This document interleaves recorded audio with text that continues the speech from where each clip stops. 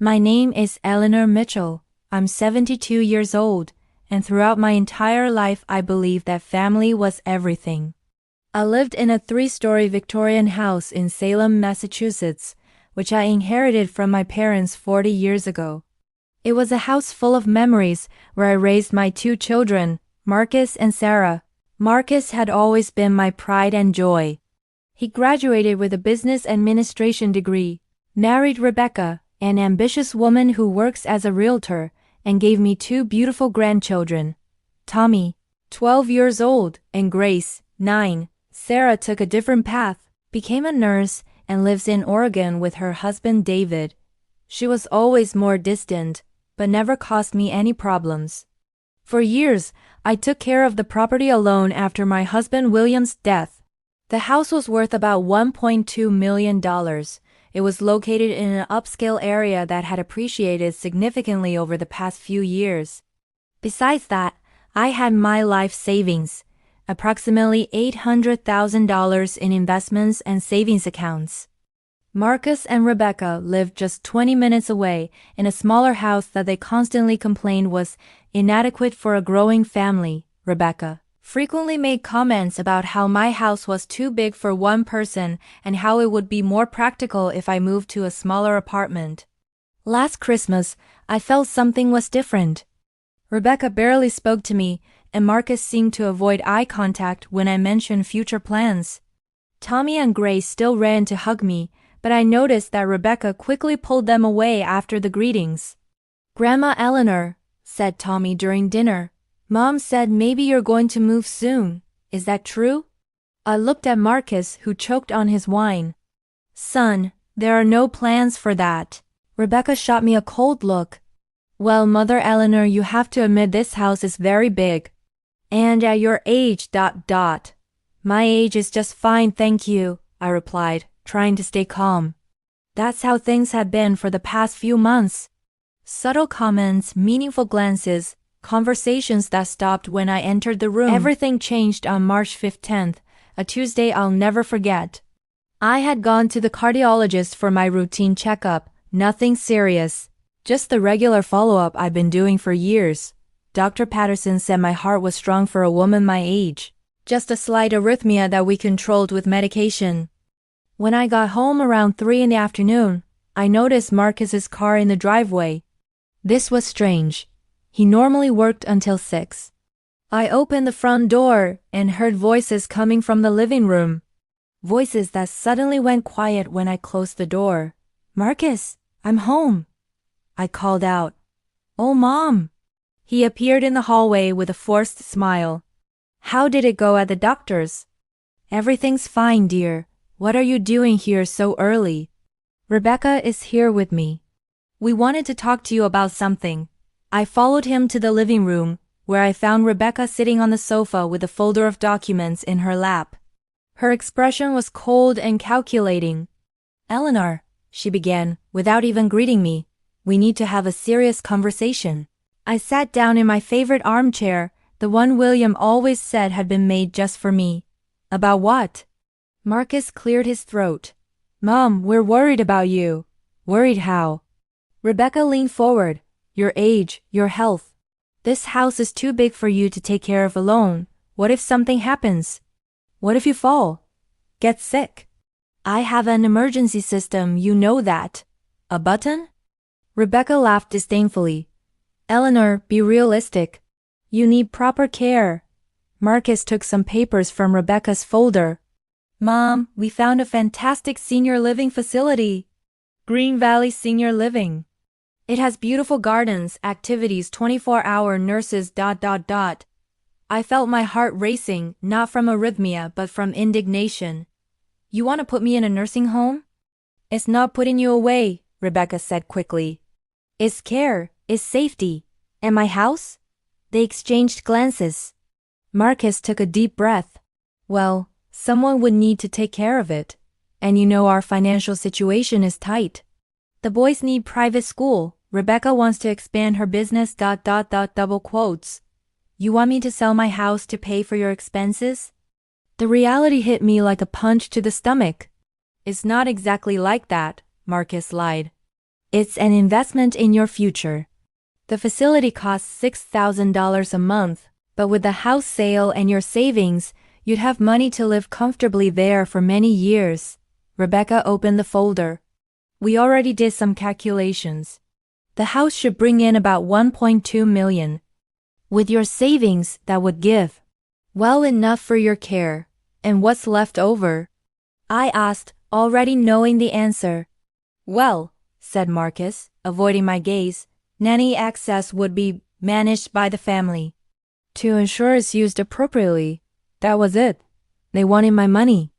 My entire life's work, my home, my independence, all to finance the life they couldn't afford. I need to think about it, I said, standing up. Rebecca was visibly irritated. Eleanor, there's not much to think about. You're 72 years old. You can't live alone forever. I can live alone as long as I want and I am able to. And when you can't? Rebecca's voice became harsh. When you fall and break your hip? When you forget to take your medication? When ... Enough. Marcus grabbed his wife's arm. Mom, we just want what's best for you. I looked at my son, my firstborn, whom I had raised with so much love, and saw a stranger. What's best for me or what's best for you? Rebecca stood up, clearly losing patience. Frankly, Eleanor, you're being selfish. Marcus and I are trying to build a future for our children. Your grandchildren. And you're here, alone in this huge house, sitting on a fortune ... Rebecca. Marcus tried to interrupt her. No, Marcus, someone needs to tell the truth. She's not going to live forever. This house, this money, eventually it will be ours anyway. Why not now, when we can actually use it to improve our lives, to give Tommy and Grace a better education? The silence that followed was deafening. Marcus stared at the floor, unable to look at me. Rebecca stared at me defiantly, as if she had just made the most logical speech in the world. Get out, I said, with a calm that surprised me. Mom ... Get out of my house. Marcus grabbed the folder and headed for the door. Rebecca followed him, but stopped and turned to me. You can be as angry as you want, Eleanor. But we're not giving up. You will go to that facility, and we will take care of this property. It's what makes sense. Over my dead body. Rebecca smiled coldly. If necessary, we'll wait. And they left, leaving me alone in the living room where William and I planned our future, where I helped Marcus with homework for so many nights, where we celebrated thousands of happy moments that now seemed to have been a lie. I spent 3 days in shock, trying to process what had happened. Had I misinterpreted? Were they really worried about me? But Rebecca's words echoed in my mind. If necessary, we'll wait. On Friday, Tommy called. His sweet voice always melted my heart. Grandma Eleanor, Mom said you're sick. Is it true? I felt tears in my eyes. No, sweetheart. Grandma is fine, but Mom said you're going to live in a place where they'll take better care of you. Tommy, Grandma isn't sick. Everything is fine. I heard Rebecca's voice in the background. Tommy, hang up the phone, now. The call ended. It was obvious they were lying to the children, making them believe I was incapacitated. This gave me the first clue of how far they were willing to go. On Saturday, my neighbor Martha Patterson, Dr. Patterson's wife, my cardiologist, came to have tea with me, as we had done every Saturday for 5 years. Eleanor dear, she said, stirring sugar into her cup. James mentioned something interesting yesterday. What? Your son Marcus went to the office on Thursday. Said he was worried about your mental health. Asked if James had noticed signs of dementia, forgetfulness, things like that. My cup trembled in my hand. Marcus went to ask that. James was surprised. He told your son that you're mentally sharp as always, that you passed all cognitive tests with flying colors in your last exam. But Marcus insisted, said the family was worried. Now I understood. They weren't just wanting my money, they were trying to build a narrative of mental incapacity. If they could convince doctors that I wasn't fit to make decisions, they could get legal guardianship, Martha, I said, I need a favor. Of course, dear. Can you ask James to officially document that I'm mentally and physically capable, in writing? She looked at me with concern. Eleanor, what's happening? I told Martha everything. She listened in silence, her expression becoming increasingly indignant. Those vultures. She exploded when I finished. How dare they? After everything you've done for them, what do I do, Martha? First, you go to James on Monday and get a complete evaluation, physical and mental, to document that you're perfect. Second, you call Harold Brennan. Harold Brennan had been the family lawyer for decades. He had written William's will, handled our documentation, was an upright and experienced man. Third, Martha continued, you need to find out exactly what they're planning. Do you know Mary Johnson? Mary Johnson was the secretary at the real estate agency where Rebecca worked. Her daughter had been Marcus's classmate in high school. Mary can find out if Rebecca has been doing unofficial appraisals of your house. And I know some people at Green Valley. I'll find out if they've made any kind of reservation or consultation. On Monday, Dr. Patterson gave me the most comprehensive exams of my life. Cognitive test, blood work, electrocardiogram, MRI, everything. The results were unequivocal. I was in perfect health for a woman my age, with no signs of cognitive decline. Eleanor, said Dr. Patterson, I'll be very clear in my report. Any suggestion that you're not fit to make your own decisions is medically unfounded. On Tuesday, I met with Harold Brennan. At 68, he was still sharp as a razor. Eleanor, what you're describing to me is attempted financial exploitation of an elderly person, he said, adjusting his glasses. It's a federal crime, but we need to be strategic. How so? If they haven't taken any legal action yet, it's better to let them expose themselves more. The more we document their intentions and methods, the stronger our case will be. Harold suggested installing discrete security cameras in the house, legal, since it was my property, and recording any future conversations. He also advised me to make a new will, very clear about my intentions. On Wednesday, Mary Johnson called me with explosive information. Eleanor dear, Rebecca has been very busy. She did 3 unofficial appraisals of your house last week. And it is not just that, she has been telling clients that soon she'll have a very special property to sell in Salem. She's counting on a sale before I even agree? Worse, yesterday she showed photos of your house to a couple from New York who are looking for a historic property. Said the owner was eager to sell quickly and that she could get them a good discount. My indignation turned into cold determination. It was time to act. On Thursday, Martha brought me more information. Eleanor, I called my friend Patricia who works at Green Valley.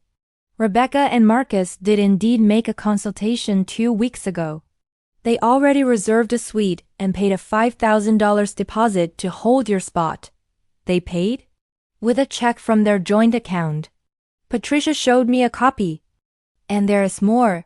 They asked about the process for when the family takes financial control of a resident. Everything was clear now.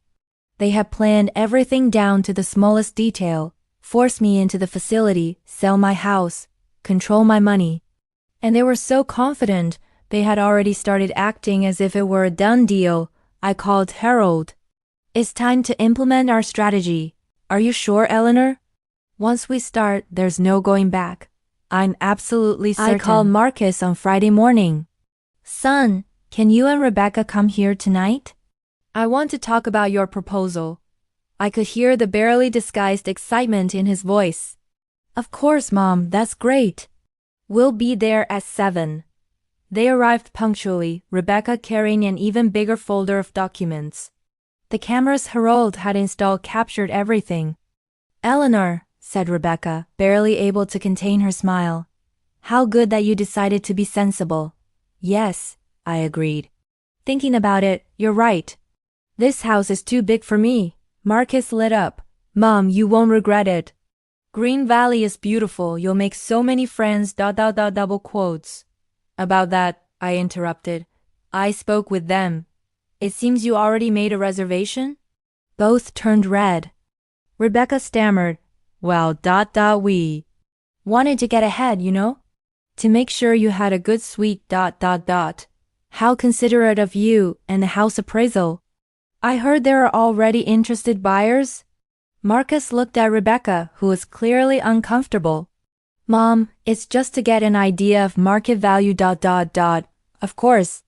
Well, before we sign anything, I'd like to read some documents to you. I picked up the folder Harold had prepared. First, my medical certificate from Monday.